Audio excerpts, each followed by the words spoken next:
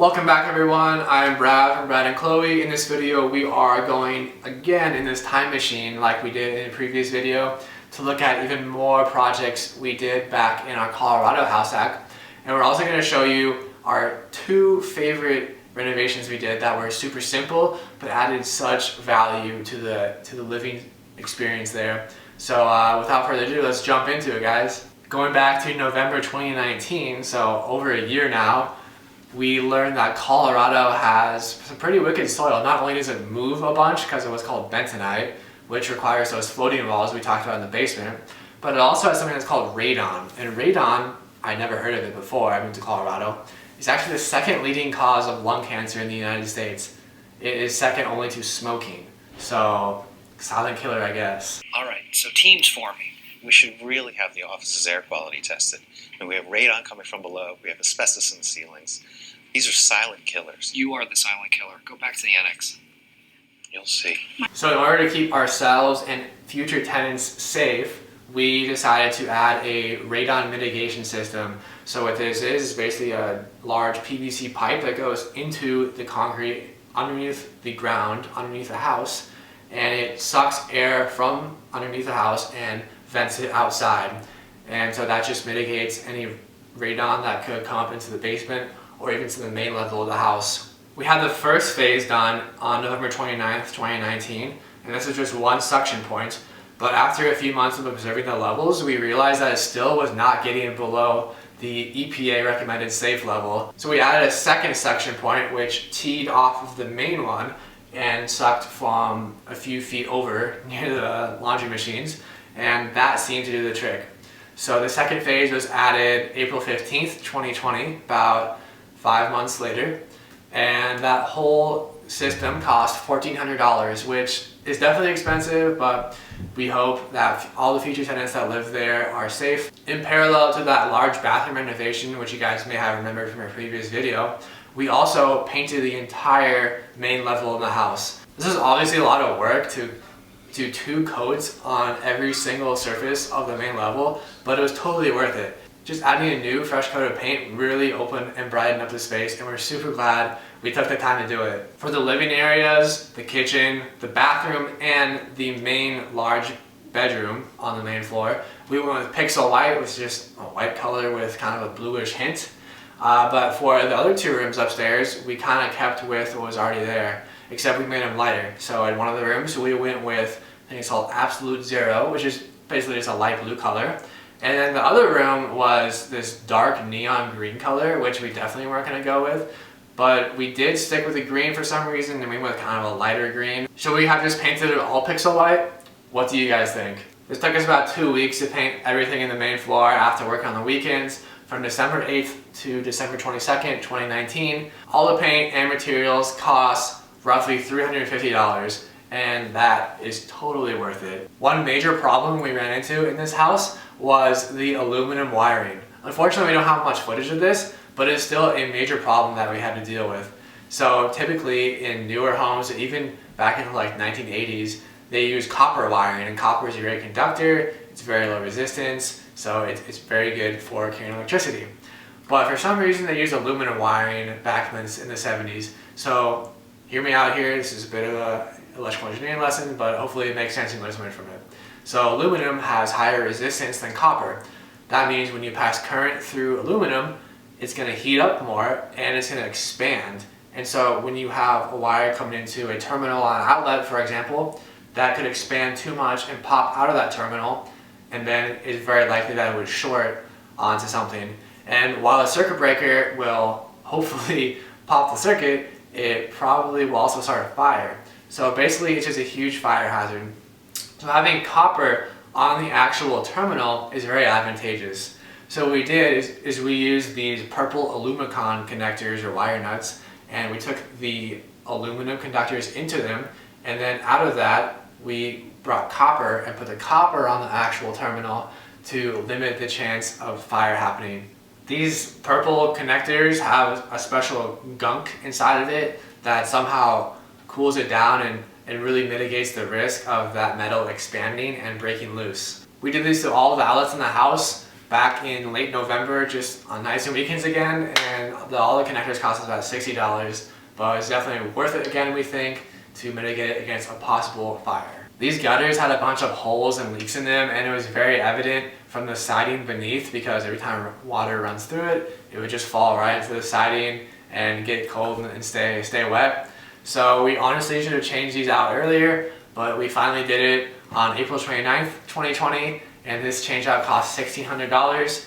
And you know, I have no qualms about spending that money. I think gutters are probably one of the most important things in a house, is keeping water away from the house, keeping, you know, water damage, and water is just insidious when it comes to houses. So really investing in the safety and keeping the water away is a good thing to do when it comes to any kind of house. Now, back in April, when COVID restricted us from filling one of our vacant rooms, we decided we might as well do some work on that room rather than bring in a potential riskier tenant in terms of COVID.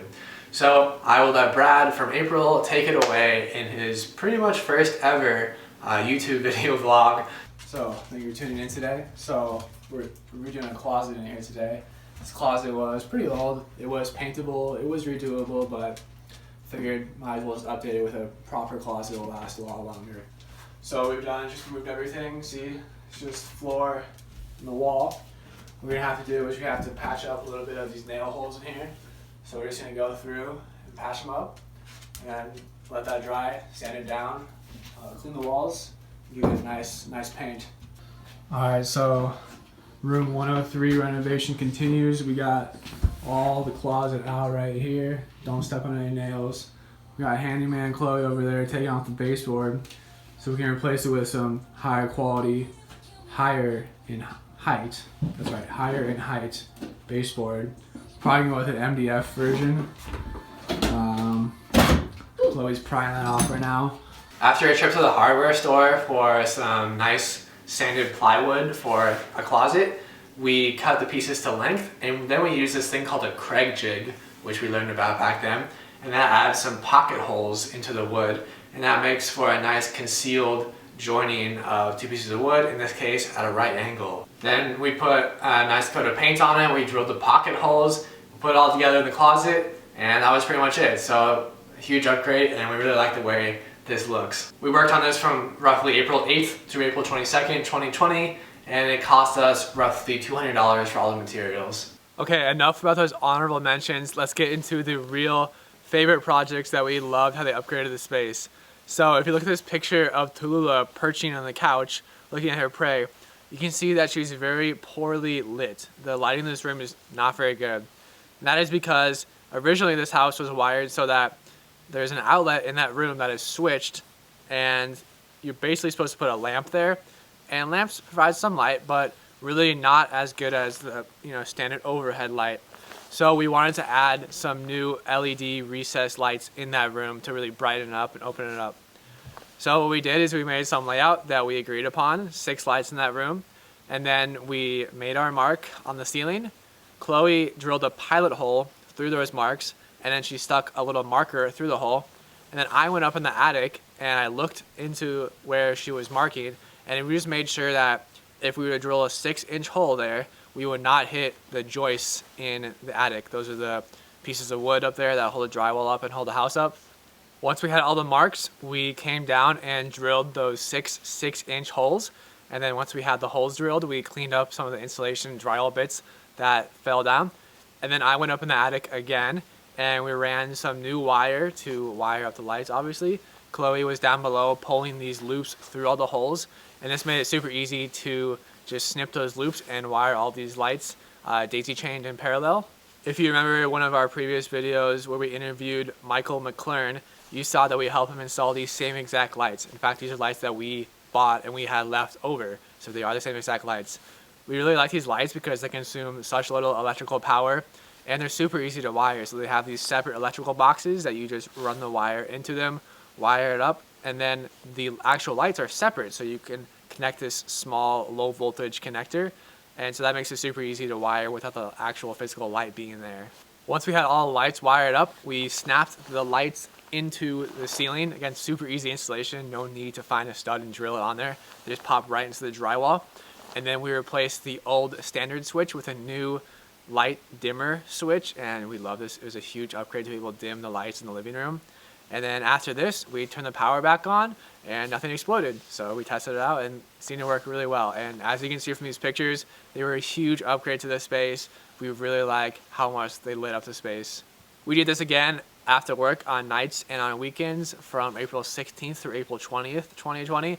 And all these materials only cost us $80. So this is a super cheap upgrade for a huge value add. Next, we upgraded the baseboards. As you can see, these ones are pretty short and pretty old, and we could have definitely just painted them to make a big difference, but we decided we want something taller and something more modern, so we went with a new 4.5-inch Craftsman style baseboard. Alright, so we're trying to move this baseboard, and it's pretty easy if you're over here against the wall, because you just can pry it straight off the wall. But what happened here was they installed the baseboard a while ago and they put a tile over it. So the baseboard is like this, and it's stuck in that grout, so you can't pry it off. So what we're gonna do here is, we got a screw. I'm just gonna drill it in here as vertical as possible. And then we have something to pry onto.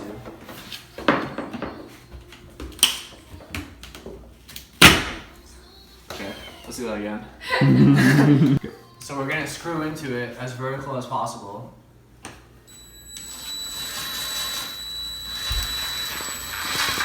Don't want to crack it, so don't go too far. Now we got something to pry onto and pull it up rather than away from us. So this takes a little bit of muscle. But you can see it come up now. Now it's away. And now I can just pull it and it'll snap at some point. There we go. We're just gonna keep on doing that all the way down the line. Chloe's got the gun. Go ahead, Chloe. Job. Yeah. Alright, here we go. So we're doing nail our baseboard in. Just trying to find a stud. Okay, looks like we got one right there. So there's my finger right there. Nail my finger on it. Huh! And then just put it on. Boom. On it on the bottom. Boom. On to the next one. Okay, on to the next one. Oh.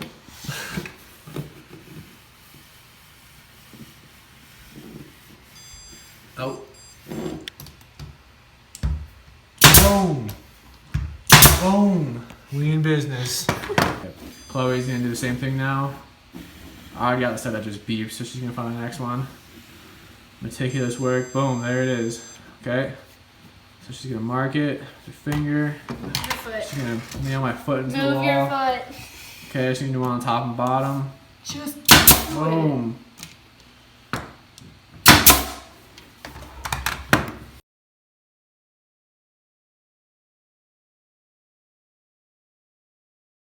Boom. Boom. You can get this on flat. It's okay. Boom. Alright, trying to find a stud. Trying to find one. Looking for one. Oh. Looks like we found one.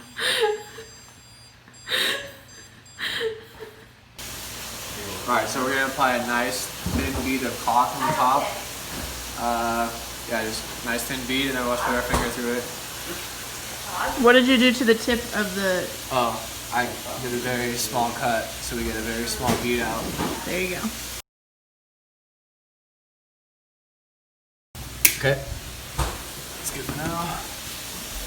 Make sure your fingers a little clean and just run them through at a nice constant velocity. Boom. That's it. Wipe it off with a paper towel. Go on to the next section. Back it up. Bring paper towel with me, Chloe.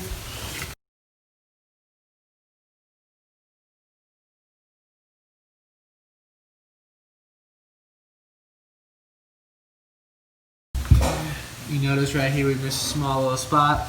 That happens sometimes. So I'm just gonna go out a little bit more left. Boom. And a finger on it. Boom. This upgrade of the baseboards coupled with the new lighting in the living space made a huge difference. These are two Very simple changes, but add so much value to the space. And these are certainly skills that you can learn on your own if you're interested. We added these baseboards to the whole main living area except for the 2 rooms that were already occupied. When it was all done, the materials for the baseboards cost $400. This is mostly just because Home Depot puts a real markup on these trim pieces, which would be much cheaper if you went to some wholesaler, but that's just how it is. Anyway, we did this again after nights and on weekends, roughly from April 26th to May 8th, 2020. We hope you guys found some value out of these projects and consider using them in your current or future house hacks. These are great skills to have or to just know how to do, and they're certainly great value adds to whatever property you guys own in the future. Please comment on which project was your favorite and which one you're most likely to do. Also, we could definitely use some insight on what kind of videos you guys are liking from us, whether it's these kind of autobiographical, telling a story of what we did, or it's more of the standard traditional educational videos where we just teach you something about financial independence or house hacking. As usual, make sure that like button turns blue. Please reach out to us wherever you can, either in the comment section or on Instagram. We would love to engage with you guys. With that being said, that is the end of this video. Thank you guys so much for watching, and we'll see you guys in the next video.